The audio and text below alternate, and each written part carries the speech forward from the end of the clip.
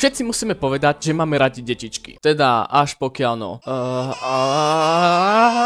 Ale napriek tomu sú super. Určite ste si všimli, že o Airsoft nemajú záujem iba 40-roční tatkovia, ale aj mladšia veková kategória. Ale ako a či vlastne môžu hrať Airsoft, sa pozrieme v tomto videu.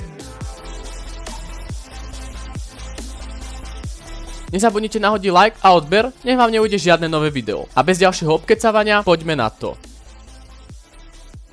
Takže začal by som asi to najpodstatnejšou vecou, a to je vek. Airsoftové repliky sú zbrane kategórie D. Osoba vo veku pod 18 rokov vlastniť Airsoftovú zbraň nemôže a manipulovať s ňou je povolené iba pod dohľadom plnoletej osoby. Avšak, týmto si preto veľa ľudí myslí, že Airsoft môžu hrať až od 15 pod dohľadom plnoletého. Ale není to pravda. Hrať Airsoft pod 18 rokov nie je nelegálne. Zákon hovorí iba o veku vlastníka Airsoftovej repliky a o podmienkach jeho používania. Preto máme na Slovensku veľa akcií, ktoré sa nazývajú juniorky. Sú to akcie zväčša tak od 12 až po 15 alebo 18 rokov.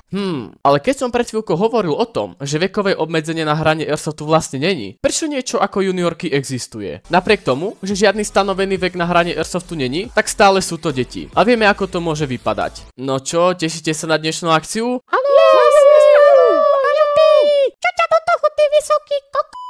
Je tu vyše dôvodov, ale také hlavné sú, že juniorky majú prísnejšie obmedzenie na výkon Airsoft replík. Proste sú tam nižšie limity. Vo všeobecnosti je známe, že čím menej joulov, tým menej bolí úder Airsoftovou replikou. Jasné, závisí kde a ako. Ale vieš, on bude rozdiel, keď ťa trafí bebečko o sile 1 joulu a o 10! Ďalej napríklad celkové správanie. Keďže deti sú deti, tak niekedy sa môžu stať nemilé situácie kvôli ich správaniu.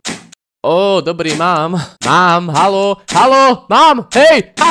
Ale musím k tomu ešte povedať, že niekedy sa na Airsoft akciách dokážu správať naozaj lepšie a sportovnejšie tie deti, než tí 40-roční veteráni, ktorí by mali byť vzorom. V niektorých prípadoch by nemali mať dozor deti, ale fakt oni. Takže ak sa vrátime späť k otázke, tak áno, deti môžu hrať Airsoft, ale tiež musia dodržiavať rozličné pravidlá, inak môže dojsť k prerušeniu hry a proste ich vyhodia do popelne, proste ich vyhodia z akcie. Takže keď ich zasiahne bebečko a nepriznali by sa, boli by vyhlásení za cheatera ako každý iný hráč. Taktiež musia mať určité ochranné pomôcky, bez ktorých by si Airsoft určite nezahrali. Mladším by som určite doporučila takúto masku na celú gebulu, rukavice a po prípade vestu. Na záver by som ešte rád povedal, že Airsoft je naozaj že naozaj super šport. Je to veľmi aktívny fyzický šport, takže o pohyb máme postarané. Ďalej by som zmienil, že Airsoftová komunita vie byť naozaj super. Vieš si nájsť veľa super kamarátov, s ktorými môžeš s radosťou bojovať každý víkend do prežitie. Jedno z nevýhod je síce cena, keďže kvalitné Airsoftové repliky sa začínajú pohybovať okolo 200 eur. Ďalej samotná výbava a neustále dokupovanie munície